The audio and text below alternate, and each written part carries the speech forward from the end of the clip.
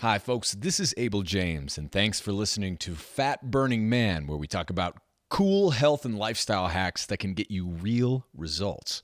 So today we're here with George Bryant, and I'm coming back from a long hiatus.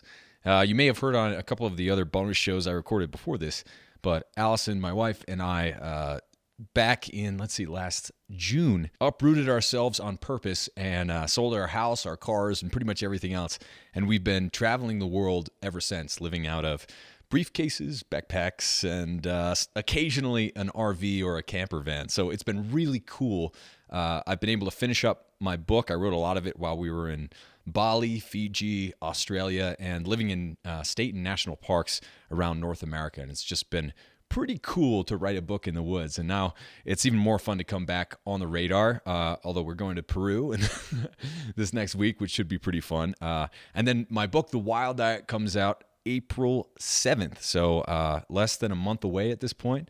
And I hope that you enjoy it and you check it out if you like this show. So I heard of this on another podcast that where I was recently interviewed doing a review of the week. And I want you guys to know that I read all of the reviews that you leave on iTunes for this podcast, as well as a lot of the notes that I receive from fatburningman.com. There's an Ask Abel section where I get a lot of topics for shows and guests and stuff like that. So I want you to know that I am definitely listening. And I figured I'd probably get a kick out of reading a few of these reviews to you guys because I really do appreciate getting them, and I use it to figure out who to have on the show next, what to talk about, and all that sort of thing. So this guy is happy all the time, ! Love these podcasts and look forward to more. I've probably listened to just about every single one. That would be crazy because I have like almost 150 at this point.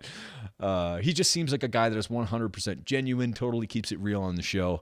I love when people admit to past mistakes or talk about learning things the hard way. It's totally relatable. Now, talking about the hard way and going through some rough stuff, my good friend George Bryant is back on the show this week, and he's been able to turn lemons into lemonade in so many different ways on so many different occasions, and I've been very lucky to be able to work on some projects with him, like an app called Caveman that took down Angry Birds and the Food Network and Martha Stewart and basically everyone else out there. And it's a paleo recipe app. We're going to be updating it soon. If you like paleo recipes, George's stuff, my stuff, definitely check it out. It's called Caveman Feast, and it's available on Apple and Android. And also, just want to plug my book. I've never really had a book like this before, and I'm really excited about it coming out. So we're giving away some really cool stuff, including an HD drone that can record your outdoor adventures. We've already recorded a lot of ours. It's super fun. Also a GoPro and a bunch of cooking gear. So go to wilddietbook.com to check that out and sign up and get a copy of The Wild Diet, my new book, which is basically like an awesome cookbook that's encapsulated by memoirs and stories that hopefully help us realize that the world of health is so much easier and more simple than most people make it out to be. So it's called The Wild Diet, wilddietbook.com. Please check it out. All right, so George Bryant is the New York Times best-selling author of The Paleo Kitchen and creator of the paleo food blog Civilized Caveman. After spending the first 20-something years of his life in a constant battle with his weight and then nearly losing both of his legs while on deployment as a U.S. Marine, George took matters into his own hands and began his own paleo journey. What started as a simple place to post recipes for friends has since turned into an award-winning food blog. So on this show with George, we're going to be talking about the freedom in using paleo as a template and not as a dogmatic program. How to feed your dog raw. We get a lot of questions about this. George just got a dog, figured we'd talk about that. We both have large dogs, so feeding them raw or paleo-ish can be definitely a challenge. Hopefully you guys will like this. Why cooking can change the way you see the world, and one handy little trick you can do every day to achieve more than you ever thought possible. All right, let's go hang out with George. Hey everyone, we're here with my friend and the man behind one of the best named blogs in the paleosphere, Civilized Caveman, Mr. George Bryant. How are you, man? Good, man. Glad to be back, and I like the intro, the tongue twisters. We'll have to make a blooper reel or something like that. We could have our entire interview could be B-roll footage though, so I don't know if people would find any differences between our normal interview and our B-roll. So we can just provide value in the middle of humor.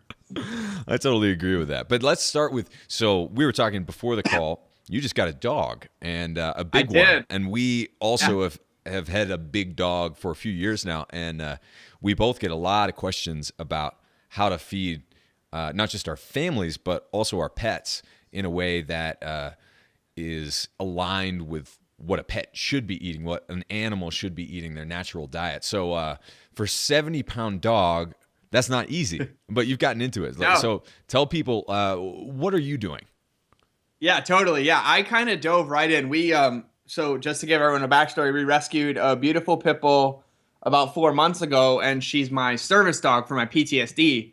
And of course, I can't have a service dog in the caveman community that's not paleo. She has to match my brand and my persona. Mascot. But when we got her, she was eating all kibble from the rescue, and it was grain free and it was great. But we noticed that she was drinking. I was telling Abel before the show, she was drinking a couple gallons of water every day. Like she was having to pee like every 30 minutes. And everyone's like, oh yeah, your dog's hydrating. And I'm like, no, my dog's trying to flush something out. Like something isn't right here. So it was like one of the inclinations. We're like, okay, we got to switch it up. So initially we switched to another grain-free kibble diet, and it didn't sit right for me. We did it for maybe 2 weeks, and I'm like, this just doesn't feel right. Like I feel like I'm robbing my dog. And I'm like, I just need to put her on a raw diet. And we fed our Rottweilers as a child. When I was a kid, we fed them raw. But I know a lot of things have changed. So yeah, I knew a lot of things had changed. So I kind of wanted to get in. So I dove in, I researched a lot. And I transitioned to cold turkey. A lot of people like, oh, you have to transition them in. And the truth is that kibble by trade takes about 6 hours to get processed out. And it's just because it's like this composted crap. Right. And then real food takes about 12 hours to get digested. So if you actually feed them at the same time, it actually starts messing with their digestive system because things are getting processed at different rates. So the best thing to do for those people wondering how do you transition, you make your dog skip a meal and then you present them with a raw option. And trust me, they'll get hungry and they'll eat it. Instincts eventually kick in. A tip on that is chicken for dogs is actually like odorless. Like they don't smell chicken and associate it with like delicious food as they would pork or duck or steak. So chicken was actually the hardest for us. So what I do is I mix in a little bit of homemade broth in every bowl. And that way she's getting some liquid and some nutrients from bone broth. But the flavor, I can play with flavors. I can put pork broth or beef broth in with the chicken. Yeah. And she absolutely devours it. So what we did while transitioning her over, I went kind of small prey. So a lot of chicken, a lot of duck. And for everybody wondering, all raw, you feed them all the bones too. You just don't feed them heavy bones from like weight-bearing legs from like cows and pigs and things like that. But when it comes to like chickens, like you could throw a whole chicken in your backyard and your dog can eat the whole thing. Yeah. Cartilage is amazing for their dental health as well as their digestive system. So when you're transitioning, stick to raw for about 4 weeks. One protein, don't mix it up because your dog needs to get its body kind of going where it goes. So what we did is we stuck to chicken and poultry for 4 weeks. We got her used to it. We got her digesting it. We weren't really concerned about the ratios. We are now, but as the transition went, we're like, just eat raw, just eat the meat, eat the bones, eat everything. And once she was in, then we kind of got into the ratios. So now I feed her about 60% muscle meat, which is, like chicken breast or the thigh. Yeah. We do about 20 to 30% of soft tissue bones and cartilage, and then 10% of offal, liver, heart. Actually, heart feeds as a muscle meat. So liver, brain, gizzards, and things along those lines. And we try to keep it balanced that way. And then, some mornings she'll have 1.5 pounds, and then some nights she'll have 1.5 pounds, or some mornings she'll have 2.5 pounds and 0.5 pound at night. We just try to keep her meals 12 hours apart, and she's thriving. She's put on about 3 or 4 pounds. Her coat is like phenomenal. Like it looks like she bathes every day more than I do, and we don't bathe her really at all. but it's been absolutely amazing for her. More energy. I actually have to force her to drink water now because I was telling Abel before as well. Like 70% of the makeup of a chicken is water. So when you do transition your dog to a raw diet, you're going to notice them drinking a lot less water, Hmm. and it's not to be of concern. They're getting all their hydration from the meats themselves. Yeah. But then once you're into it, it's actually kind of really fun for me because I'll be grocery shopping for us, and I'm like, what do I want to feed Leilani today? I'm Yeah. like, okay, chicken feet, chicken hearts, liver, and like normally we get her food a lot cheaper. Our average ends up being about 98 cents a pound for what I Really? feed her. Huh. Yeah, and so I feed her about 2.5 pounds a day. So, we're looking at about $85 a month to feed her. And when I was buying kibble, I was spending $140 a month Right. on, 2 40-pound bags. Yeah. So it ends up being a lot cheaper. And especially for us paleo that like buy in bulk, we already have all the hookups and the Right. deals. And like our pig farm is like, hey, does she want some ears? I'm like, yeah. And she's like, do you want some Awesome. feet? I'm like, yeah. And like I'll throw a pig foot in the backyard and Leilani's entertained for like 4 hours. Right. Like it's dinner time and a toy. So it saves us a ton of money. It's healthy. It's right in a line to how we're eating. And Hmm. I do the same thing to her that I do to Lindsay and Cheyenne. I sneak coconut oil in. Hmm. I'll sneak some extra fats in. She's spoiled. She'll get duck fat on top of some chicken. Oh yeah. She had duck breast for dinner last night and then homemade ground pork this morning. So Oh my she gosh. she eats better than most. And then, I just watch it. Her stools are, one of my favorite things about raw with a dog is it's actually like a perfect example of what we're trying to do as humans Right. because when she was eating kibble, no pun intended, her crap stunk, Yeah. like really stunk. Yeah. And now I can't even tell when she goes to the bathroom. It doesn't smell. It's completely odorless. It comes out. It's regular. It happens all the time. It disintegrates in the backyard before we can even find it. Hmm. And it's like naturally working like it's supposed to. So it's really a true testament to feeding our bodies and our animals' bodies like ways that nourish them. So Yeah, and it's so fascinating because you see even that good kibble, like you talked about. You see these dogs, especially labs. A lot of our friends have labs, and it's really easy. That's a breed where they can just get overweight. They almost start overweight in a lot of cases. totally. And, it's amazing when you can switch for a week and you can see all of a sudden like their musculature start to come together and their coat gets all shiny. We've done our best to feed Bailey the whole time, like close to raw, or at least like the majority Yeah. raw or majority meaty bones and meats as opposed to kibble. But we use that grain-free kibble stuff as treats sometimes because it's like crack for those dogs. Yeah. Like Yeah. they eat in a totally different way. They just woof it down. But when you give a dog a chicken, it's a whole event. Like they might bury parts of it. They're getting a lot of exercise from chewing up all of those bones. It's remarkable to just like see a chicken disappear in the backyard. And you're like, I remember the first time Bailey was just a little puppy, and we gave her a tiny little like drumstick. And you always want to give dogs uncooked bones if you're going to give them the bones. Yes. Yeah. Don't ever feed your dog a cooked bone or you will kill it. Yeah. But yeah, it was almost immediate. She started like chewing through the bone, and we're like, can dogs do that? Because this is totally new to us. And then she just like mowed through this whole drumstick with her tiny little puppy teeth, and we were just like, that is so freaking cool. And like, Yeah. of course that makes sense. But you said that you feed your dog bones as well. Do you grind them up and turn it into Nope. a powder? What do you do?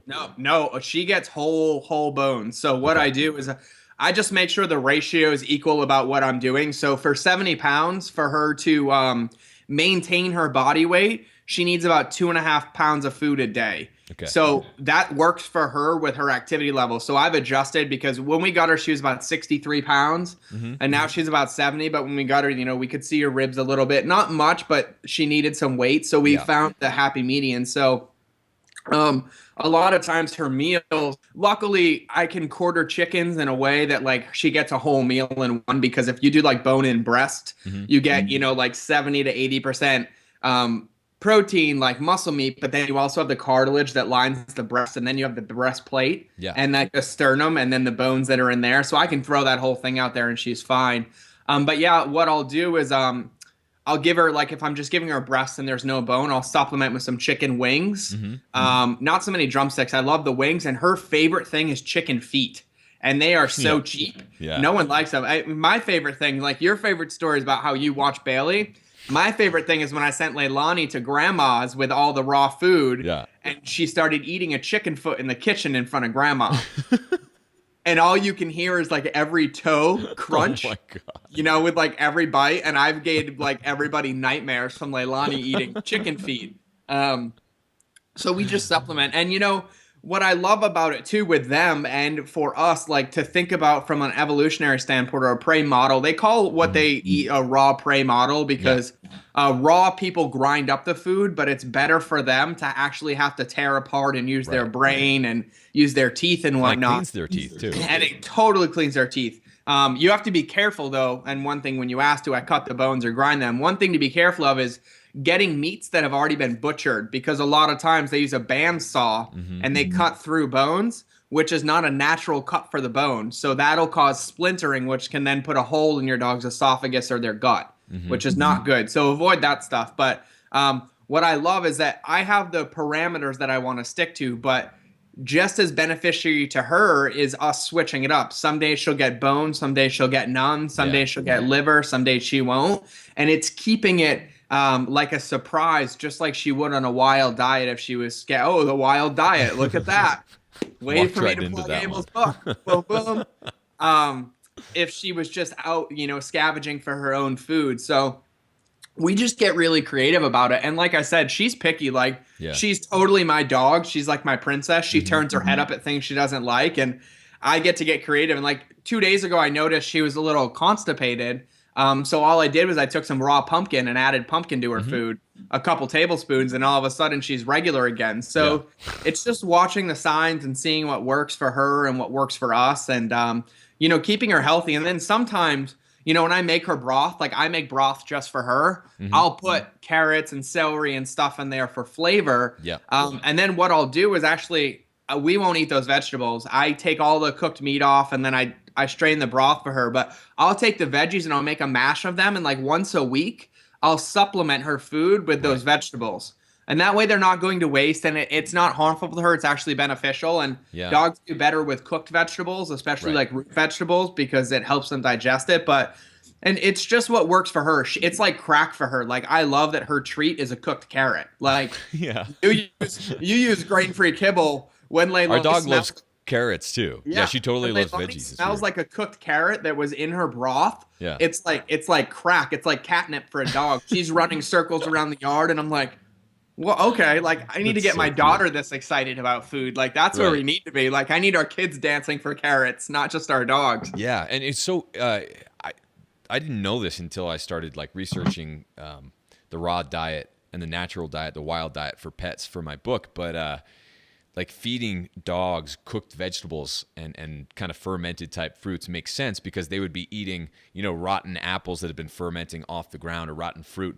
Or a lot of times after they got a kill, they would eat the contents of the stomach, which would give them kind of like pre-digested nutrients that they wouldn't normally get otherwise. So it's kind of a cool thing to recreate that in the modern world. One of our favorite things to do is like whenever we cook bone broth, we almost always use like those rich bones that are full of tallow and the marrow.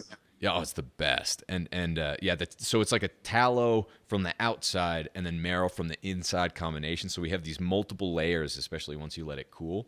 And we always have way too much of that like super good fat, and just like a little spoonful of that every once in a while. The combination doesn't matter if it's tallow. It all kind of combines together at some point, tallow, marrow, but it's all so nutrient dense, and it's just, she goes crazy for that stuff. And I do too. I mean, like spread that on whatever you have. And totally.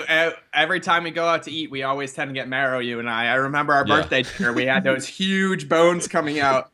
We're all sitting there with like little hors d'oeuvre spoons, like, and this huge bone the size of our head on my birthday. It was great. Yeah. And she's the same thing too. And, you know, you can't really go wrong. Everybody just like, and I think one of the important pieces to bridge here, and this is the relation between, you know, dogs and humans, is that everybody's chemical makeup is different, and so is the dog's. It's about really being attentive to what it's doing for their body, their energy levels, their hydration, their stools. The same things that I tell people that we, consult. Check your stool, check your energy levels. How's your sleep? How you feeling? And you can adjust there. Your dog can't speak, but you know their patterns and their actions, and you can literally supplement and keep them just as healthy as you, just from paying a couple attention to a couple close cues. So it's really great. And just don't go feeding your dog like kombucha so they get drunk or anything. Right. Because you said fermented foods, and what I pictured in my head is someone's gonna go give them a bottle of like bubbly sauerkraut or homemade kombucha, right, and they're gonna have a drunk dog. Yeah. And like as amusing as that may sound, I feel like it's animal abuse, and we don't want to do that. So. Totally. Well, let's shift gears here, George, because I know you're talking about something pretty cool at the next Paleo conference. Paleo Effects that's actually where we met for the first time. Dave Asprey was there at the very beginning. We were all nobodies, and it's so cool to go back and see how much everything's grown. But what are you talking about there, and why is it important? Yeah, it's a good reminiscing thought. That was what, 3 years ago, right? Yeah. We've grown up and become adults, Abel. Kinda. We are now responsible adults, kind of. I don't know about that. Yeah, me neither. I make that up to justify my insecurities in my own head. What's really important for me is, I've been on Abel's show. I think this is the 5th time. We talk a lot about everywhere I've been, my journey with my weight loss, my bulimia, things along those lines. And one of the pieces that haven't really talked about, but it's been a true lifesaver for me, has been the mindset around food and health. And I remember some of our episodes. You're like, how do you do it? Like, how do you go from being a Marine to cooking for a living? And, my answer was always very in the doingness of it. It was very like, well, I did this, I did this, I did this, I did this, and I did this. And tactical. none of it was in the beingness of it. Like, I'm a human being, and I changed the way that I think about and relate to my circumstances to allow my potential for growth is the easiest way to put it. So we're going to bridge that gap. So at Paleo Effects, what I'm talking about is how you can use food to overcome limiting beliefs everywhere in your life. And it's really interesting. And I tell people this, and they're like, what are you talking about? And I'm like, that's the reaction that I wanted you to give me. It's actually perfect. And here's a perfect example. Like, here we go. We wake up in the morning. We are creatures of habit. As much as none of us like to admit it, even if you think you don't have habits, right, you have a habit of not having habits. Like, there's something that goes on every day. And food is something that we do throughout the day. We have to do it for fuel. Like, our bodies need it to run. So we eat, we drink, we have coffee, we have tea, whatever it is. What I find interesting is that one of the things that we don't do is we don't focus on how important food is for nourishing our body. It provides life. It provides sustenance. It's like the most important thing for us. And we treat it like it's this everyday thing, like it's disposable, like I don't have to eat, but I should, but I can't, or I will, or I won't. And it's all this stuff around it. And I invite you to look at that. How you relate to food is actually how you relate to everything in your life. And you may not realize it, but when we are looking at our life and our paradigm and the way that we see the world, it's not compartmentalized. We think that we're one way at work and one way at home. Sure. But the truth is, if we were watching a movie of our lives, we are the same exact way at work as we are at home. Our brain is just justifying it differently, so we think that it's different. Right. So that's where food turns magical, because you have the ability to practice a new relationship pattern 3 times a day. And it's really, really simple. And the reason I see this is because we have all the time, we see it in our practice or what we do. People like, I'm going to do a Whole30, they make it to week 2. I'm going to do a 21-day sugar detox, they make it to day 7. And it wasn't that they started these detoxes or Whole30s for them. It was started out of a place of like resentment and insecurity. And all it was, like, I can picture it in my head. They're like, okay, day 6 of Whole30, I don't want to do this. This sucks. I'm eating this. I don't like it. I don't want to do this. And like they're training themselves to not finish it and not complete it. And not like it. And not like it. Not like food.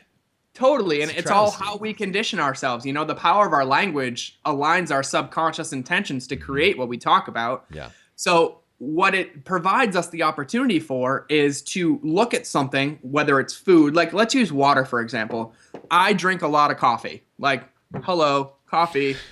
And there's water in coffee, but it's not a substitute for pure H2O.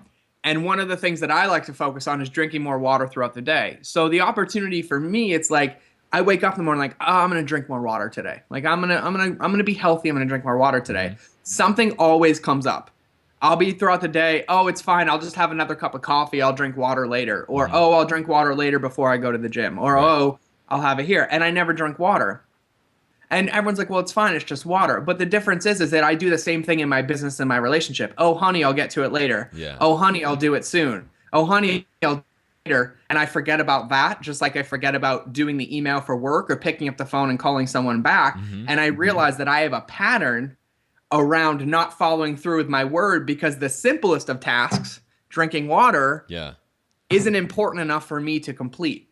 So that's where opportunity is. You make a commitment and you make a small commitment. And I know, like, we talk about this all the time, some of our late night intoxicated conversations in the past. I don't know what you're talking about. We get into some crazy mindset stuff, but like really what it comes down to, it's if you can keep your word to yourself, you can keep your word everywhere to everybody and every place in life. Yeah. And it will set you up to win. And focusing in, not focusing out, because really on a quantum physics level, there's nothing outside of you. Like that's a whole different podcast that you may want to drink to talk about, but there's nothing outside of you. Like everything is here internally contained. Everything you're seeing may be a reality. You may not even exist. Who knows? But focusing It's all inward. hologram anyway. Yeah, totally. It's like Minority Report and all these other things. But focusing inward allows you the ability to be in control, false control, but to be able to choose and empower yourself to create something different. So it's as simple as I need to drink more water today. So in this moment, instead of talking about it, I'm going to choose to go get a glass of water. I'm going to have a sip. Yeah. That sip is different than the sip I took yesterday because I didn't take one. And then what I do is I celebrate that sip. It's not like, oh, I only had one and I need 10 more. It's like, wow, that's great. I took a sip. I acknowledge myself. Yeah. I build my self-esteem, my forward momentum, and I keep rolling forward. And here's where the truth is. After 7 days, if I continue to take a sip every 10 minutes, I've created a new pattern and habit. And you may think it's just about water, but you may also be getting out of bed 10 minutes earlier every day and not realize it, and It's following through with your momentum. word in your relationship and with your significant other and with your boss and with your email and with your workouts and everything else. And you're going to be like, wow, I didn't know that drinking water could have me be in a more successful marriage and get better results in the gym. And it's got Totally. nothing to do with drinking water. It's got everything to do with how you relate to drinking water and what you choose to do, and then what you choose or what we choose to make more important than our word. Yeah. And so I think there's just a big disconnect. And I saw it in myself. I had tons of holes in my game. Everything from my insecurities to my bulimia to my relationship to everything. Tons of room for improvement. And I operated from a guilt and a shame place. Like, I have to fix this because I'm such a bad person and I did all these wrong things and I got to make it better. And the truth is that the acceptance of it and the power comes from accepting it and then choosing something different. So using food, you can create anything because, like, let's say food is your workout every morning. I'm going to commit to eating, and I would never do this, a salad for lunch every day. Yeah. And for 7 days, you eat a salad for lunch every day. That salad could also be completely congruent with your working out every day because it just triggers something in you in that healthy mindset to move forward. And you're keeping your word. You're making yourself a priority. And when you can keep your word to yourself, you can keep your word to everybody else because everything flows. So in a nutshell, I just gave a Paleo FX speech on your podcast. One thing that kind of goes along with that I heard about recently, I think it's kind of a cool concept. It's called the 60-second rule, where basically if there's anything that takes you less than 60 seconds, do it right now. So whether it's an email or responding to a text, something technological, or if it's something where it's just like everyone's a little bit messier than they'd like to be, I think. And what that is you're surrounded by all these open loops, right? So if you see this, this is sitting right here with the cap off and it's like an empty bottle or something like that. And then you have a bunch of other random things like that around the house. I found it was so interesting when I started working out this way at home that, like, sometimes I'd work out for like 40 minutes and that would be my most productive time of the day because everything, like, I'd have 2 to 5 minutes of rest in between sets. And so I'd just go and like jam out all these emails, and then I'd go and like make a quick phone call, and then I'd go clean something up and take out the trash. And it was just like the best thing ever. So if you find that you do have something like 5 minutes a day or something like that, or even throughout your day, If there's something that you see that'll take you less than 60 seconds, do it right then. And it's amazing that the momentum, like you say, taking a sip of water, you let it be your like that thing that's the buoyancy that's getting you back up to the next level and making you feel good about yourself, making you feel good about your habits. It's really a self-reinforcing thing. Yeah, and it's like every amazing quote that we read, like, you don't ever get to the top of the mountain by jumping. You have to take a step every way to get there. Like, we tend to think, and I'm just as guilty as this, and even in our business together and what we do together, I tend to always like, okay, how do I get to the end? And it's like, I tell people now, the beauty is in the messy details. Like, that's where life happens. Like, messy is beautiful, and that's where like the important stuff happens, and those details are what matter, because those build the culmination to the end. And like that sip of water, or that one phone call, or closing that 60-second loop, those are the patterns that you're now recreating as neural pathways in your brain to think about when you're up against anything else, and you have the confidence and self-esteem, and your belief about yourself is, now I can handle all this in 60 seconds. I can take that sip of water. I can run that mile. I can get the kids to soccer, get the homework done, get dinner made, pick up the dry clean, and get the emails responded to, go to bed, and do it again tomorrow. But you can't do that though if you have 22 tabs open in Chrome or whatever, right? You got to like Nope. You got to quit your Windows. You got to reset the router. You got to start all over every day. I think you got to do that. Totally. Yeah. And it's a really valid point too. And especially for us, like, speaking for myself, we work in the digital age. I blog for a living. You have a podcast. We write books. We have an app. We do all these things. Like, we have every reason to be glued to this thing. Yeah. And it's crazy to think about that the healthiest way to be glued to it is to unglue from it. Right. Yeah. Like, the most productive way to be, and the most successful way to be, is to be disconnected from it and to choose to use it. It's that recognizing the difference between a have to and a get to.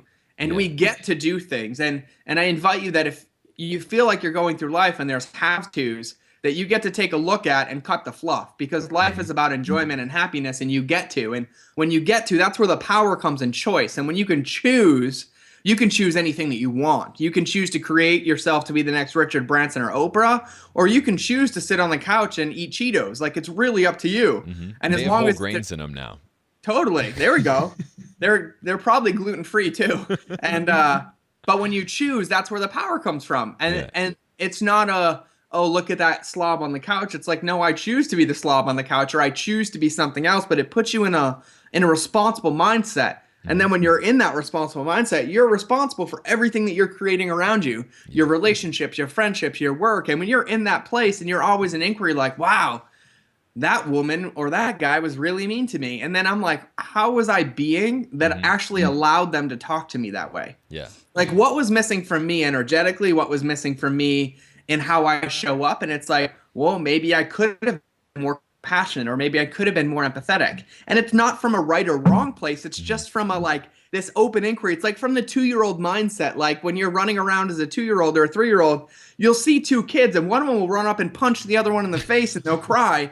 But then 2 minutes later, they're hugging and they're best friends again. Right. Like, they're not holding on to any preconceptions of one another. A moment happened, they acknowledged the moment, and then they moved past the moment. And then it's like it never existed again. They're like, great, new children. moment. Yeah, like, new moment. Okay, let's be best friends. Like, punch you in the face, I love you, hugs, like. And some adults do that, but it's not as safe. Sure. No, it's not. But I think it's a really, really powerful place to be. And in all authenticity and transparency, it's not easy. I cry every other day. I get frustrated. I get tired. But it's in those moments. Those are the moments that when you're tired and when you're frustrated and when you're upset, that you choose something different. Because our belief system about the world is never going to change. Our paradigm was formed as a child. Your paradigm doesn't change. You can make it bigger. But like I said, the power comes in recognizing your patterns, because when you can recognize your pattern, you can choose something new. Yeah. Like, my pattern in the past was to go straight egotistical and defensive. So if Abel's like, you suck, I would have been like, no, I don't, because of 1, 2, 3, 4, 5, 6, 7, 8, 9, 10, 11. And now I'm like, oh, that's interesting. He thinks I suck. Yeah. I wonder how he's feeling about himself to tell me that now. You know, and it's like, I laugh about it and I joke about it, but that insecurity ran my life for 25 years, right, you know? And we're in charge and we're in control. So my talk is so much deeper than food. But, the piece that I didn't hit on, and this is actually my favorite piece, and we mentioned it briefly about the power of our word and the power of intention. Like how many times, and for the women listening, this is probably going to resonate more. Have you been around your girl or girlfriends and all you guys are all talking about babe and they're like, we are not getting pregnant. We are not having a kid. We are not ready. And then 3 weeks later, boom, pregnant. It happens all the time. Yeah. And here's the truth. The universe doesn't hear not. All the universe hears is I'm pregnant. I'm pregnant. I'm pregnant. And what that does for you, though, when you speak, your brain doesn't hear not either because it's not a powerful language. Your subconscious then aligns yourself to create the results that you're talking about. Don't think about the white polar bear. Totally, because one's going to knock on your door in a minute, right? Right. But it happens, and it's happened like I'm sure you can think of it, like I'm going to ride my bike, and I remember that bike accident. I'm never going to get in a bike accident. I'm never going to get in a bike accident. Don't do that. And then I have boom, scars to prove that happens. bike accident. Yeah. But then when we go through life and it's like, I'm going to have a safe ride, I'm going to be great, all of a sudden that gets created because we're focusing on what we want to create, not focusing on what we don't want. And that's the power of our brain, and it's like, it's just amazing to me because when you can recognize that power, you can harness it and use it for good. You can use it for good in your life and good in your relationships and good in your work. And it's like, if you really don't want to be pregnant, just don't talk about it. Just don't talk about it. All right. So we're coming up on time, George. What is one thing that people can work on, or maybe you worked on, that can totally change, your future? Totally. That's great. And I'm actually going to use what you said. One thing that you can work on, one thing that you can do, one thing that you can change right now is to close a loop. I loved how Abel said that. But in this moment today, right now, pick something, one thing that you've wanted to get done that you haven't get done. Close Chrome. Yeah, close Chrome. But just take one step forward towards closing Chrome or that one tab and just start a pattern of moving forward and move towards what you fear most rather than leaving it out there just sitting. So just take a step forward and, you'll be surprised at how amazing it gets. Yeah. Awesome. So George, where can people find you? That's important, huh? Yeah. I think people need to know where. If you want to Google me, I would greatly appreciate it. No, my website is civilizedcavemancooking.com. And then my book out on shelves next to Abel's is called The Paleo Kitchen. And it's awesome. Thank you. Yeah, it's beautiful. We did pretty good. I'm proud of that. I still seatbelted in the car, just for safety purposes when I travel with it. Of course. Yeah. But no, I absolutely love the book. People love it. I have 400 free recipes on my website, but I would recommend page 95 of the Paleo Kitchen. It is the pancakes, subtract chips, and they will change your life. But Civilized Caveman, George Bryant, anywhere. Give me a tweet, Instagram, holler, give me a high five. I'm linked on Abel's website everywhere. So. George, it's always a pleasure. I love catching up with you, and we don't do it enough. So I look forward to seeing you in just a few weeks. And anyone who is out there, we're going to be, I'm sure, doing some late night intoxication or whatever. So we look forward to seeing you guys too. We'll make sure we record those. So thanks for having me, and thanks for listening. Thanks, man. All right, bye.